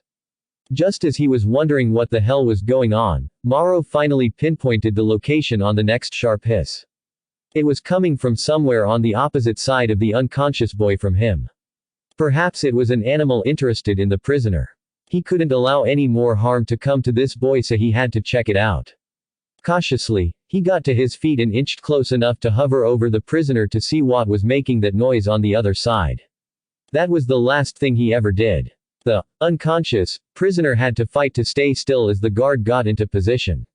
The hissing sound from earlier was Naruto using his wind chakra to cut the rope binding his wrists together out of the guard's sight. It also had the added benefit of sounding more animal-like than artificial, so anyone hearing it wasn't able to pinpoint the exact origin right away. It drove Iruka crazy when Naruto kept generating that hissing sound throughout the entire class day one time. His wrists now free, he struck when the guard got close enough, his left hand shot up to squeeze tightly around the guard's throat. At first, the man didn't seem to comprehend the fact the supposedly heavily sedated and unconscious teen laying on the floor underneath him was now moving and completely wide awake. His eyes just locked with the boy's emotionless blue eyes before he knew no more when Naruto shot his strongest burst of raw wind chakra straight into the throat. A copious amount of dark blood and pieces of sliced bone and tissue sprayed violently onto the tent's roof above the now deceased guard. Naruto gasped and shuddered as he saw the grisly sight and watched the life fade from the man's eyes up close. He had thought he steeled himself enough for this, but he realized that no one was ever going to be completely prepared for killing someone in such a gruesome fashion when it was only his second direct kill so far in his life. He almost groaned out in disgust at the strong smell of blood and the feel of the warm and viscous liquid splashing onto his hand gripping the man's completely shredded throat. The body immediately fell limp in his grip and he had to push him to the side to avoid being pinned to the floor by the dead weight. He shuddered again at the feel of the cooling blood running down his left arm. As the full impact of this gory scene hit him, he began to hyperventilate and was about to retch out loud. He could hear the blood dripping from the tent's roof as well. He just wanted to scrub every inch of his body until the skin fell off, and get away from this horrific scene that he created himself. Naruto. You need to calm down. You did just kill someone up close and gruesomely, and I understand how hard it is to deal with that quickly since I can feel your emotions and thoughts. However, please listen to me here. You need to put this aside quickly and get out of here. They will notice something's wrong soon enough. I'm saying this for your sake. Kurama spoke in a soothing but urgent tone. Naruto had to take a deep breath to calm down and stop the hyperventilating before it got worse. He then took a quick second to wipe as much blood off himself as he was able to with a nearby piece of cloth. I know that. You keep warning me about this moment, but experiencing this for real is a whole different thing. Naruto thought back as he climbed over the dead body while suppressing another retch. Before he could get started on searching the tent for anything usable that wasn't covered in too much blood, cold dread filled him when he noticed there was total silence outside this tent. In the time since he woke, there was always an undercurrent of random conversations between the 8 other shinobi out there. It was obvious to him that they noticed something was up. Soon, hushed murmuring began and they were apparently getting suspicious. Shit. Get out of there. Naruto wished he had more time since he was only in his orange outfit without a cloak for cold weather outside, and no weapon of any kind. However, he knew staying here any longer would lead to nothing but trouble for him. Making his decision, he forced a small amount of Kurama's chakra into his right hand and managed to make the fingernails sharpen into razor-sharp claws. Moving to the tent's rear and using his index finger, he quickly but silently made a long incision in the canvas from top to bottom. Having made enough room, he squeezed through and slipped away silently as fast as his injured leg allowed, just a few seconds before the other enemy nin ripped the flaps open and made the grisly discovery. An angry roar and some urgent cries of disbelief followed Naruto into the silent moonlit night. Well, I don't have much to say about the chapter you just read since I'm going to save it for the end of the next chapter, which is going to be pretty exciting. I can only hope at this moment you enjoyed this chapter and can't wait to see the last half coming up in a few PS. If you're wondering what Tanoshi Otoko means, it's basically translated to pleasant man. Only Jiraiya, am I right, huh? Thanks for listening. I hope you guys liked it. Don't forget to subscribe and leave a like for more what ifs and support the author. See you guys in the next video.